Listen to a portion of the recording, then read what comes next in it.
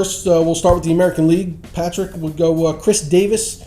What do you think about what he's done so far, and what is his outlook going forward? It's funny. I wrote an article the first week of the baseball season talking about how you wanted to buy Chris Davis because he had 35 home run power potential.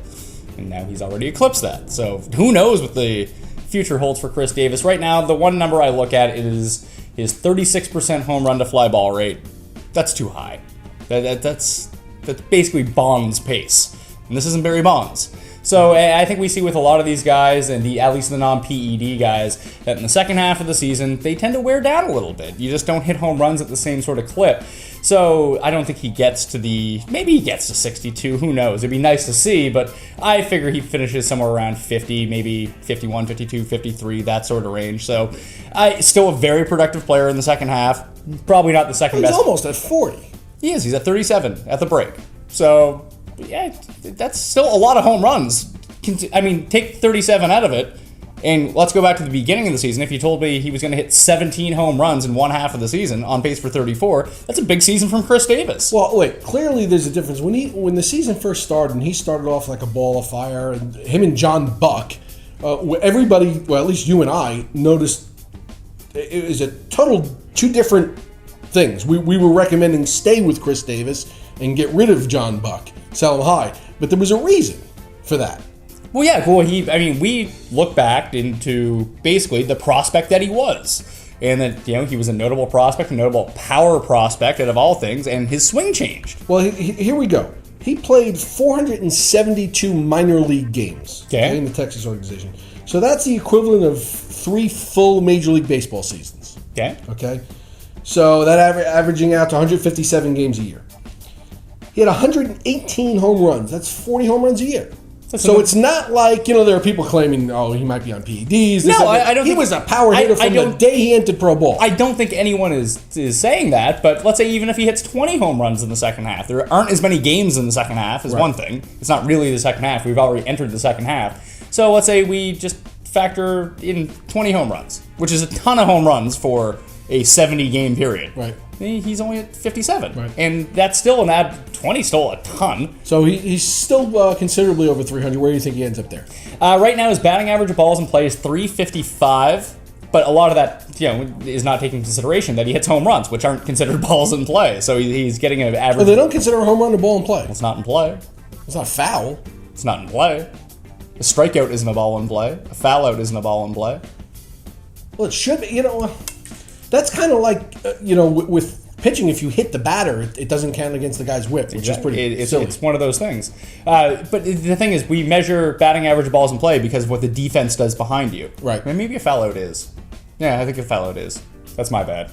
But it's 355. His career, his 3-year average is 339, and now he's hitting abnormally more home runs. So his batting average is 315. He ends up, you're saying, maybe in the high 50s home runs, 290? 290. That's actually pretty good. 290 final. That means he hits probably 270 in the second half. He could go even lower, though, because his strikeout rate is up, and there's a lot of talk about your favorite thing in the world, lineup protection. They moved Matt Wieters behind him in the lineup, hopefully to give him a little bit of protection. Since Matt Wieters was moved behind him at the beginning of June, his walks have just steadily gone downhill. So I wouldn't buy too much into that.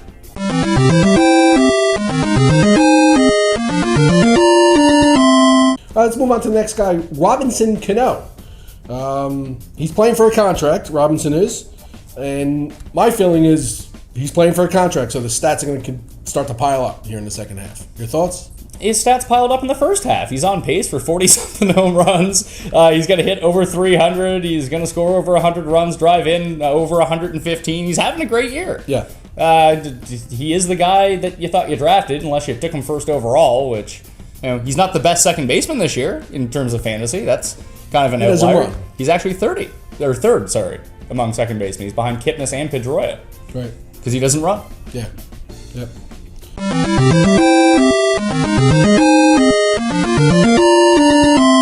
Yoenis Cespedes, third guy in the home run competition. What is his outlook second half? Well, hopefully he doesn't suffer from Bobby Abreu syndrome. Which means you do well in the home run. You hit all these home runs in the home run derby, and then you don't do anything in the second half. The only thing that's been carrying him so far this year are the home runs. He has 15 home runs. That's terrific. For a guy that's hitting, 200 225. That's not great. Yeah. But I will say his batting average of balls in play this season compared to last season is down 75 points. So there's a bit of regression coming that way in a good way. So I wouldn't say he finishes the season as a 300 hitter, but he can probably get back to the 250 range, which means he hits around 275, 280 in the second half. The one thing I don't like about what's going on, and I can see Oakland putting a stop to it because they have slightly in tune front office. Let's say that. They look at these things. He has 5 stolen bases this year. He's been caught stealing 6 times.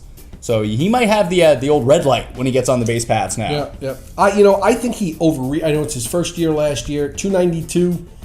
Yeah, I don't think as he goes on in Major League Baseball, I think that's a little high for him. I agree. I don't know that he's going to hit where he is, 225, but I think 292 is a stretch. Yeah, he's a 265, 270 hitter. Yeah. Some years he can go above, some years he can go down, but for a guy who strikes out that much.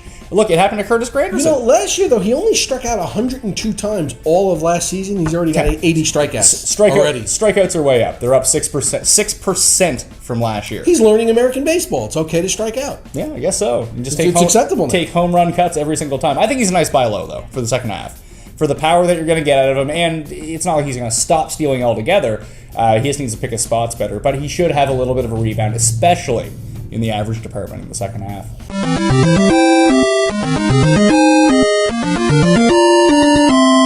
All right, and the guy who's not going to be stealing any bases, or I think he's got maybe one. Hey, he has one. Prince Fielder. He has more than Chris Davis. Prince Fielder. How do you feel about the Prince?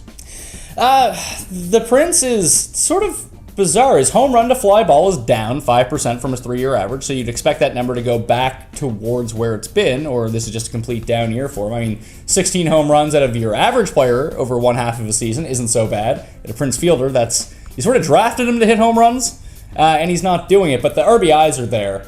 And RBIs aren't a telling stat over how good anyone is in terms of real baseball. Fantasy baseball, they count. And he's in the perfect spot in the lineup. Well, it counts in regular baseball. Look, it counts, but it doesn't tell you anything. If you're not scoring a run or making somebody else score, then anything else you do is useless. You have to be doing one of those two things. Yeah, but be productive. Yeah, but it individually, it tells you nothing about the person. The only thing it really tells you about the person is where they hit in the lineup. I bet you the 3 top guys on, I'm going to say 95% of teams hit 3rd, 4th, and 5th. You don't see a lot of 9 hitters leading the team in RBI. No.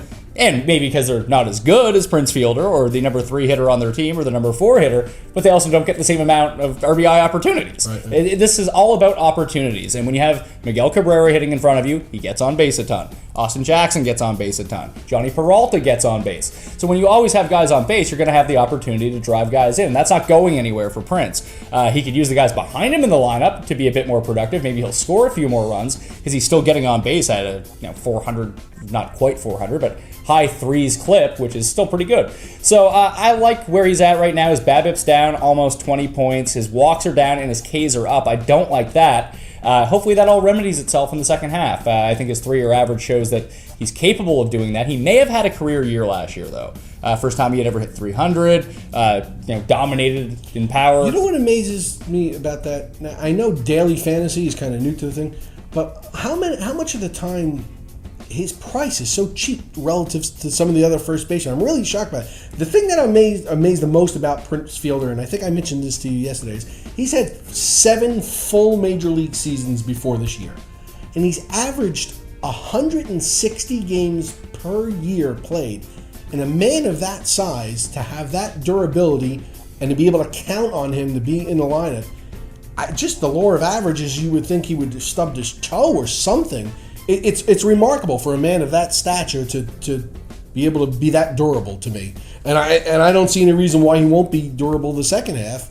I like him. I like him here. I like him too. Look, he's still a top 60 fantasy player. You drafted him to be better than that, but if that's the downside of drafting Prince Fielder, that's not so bad.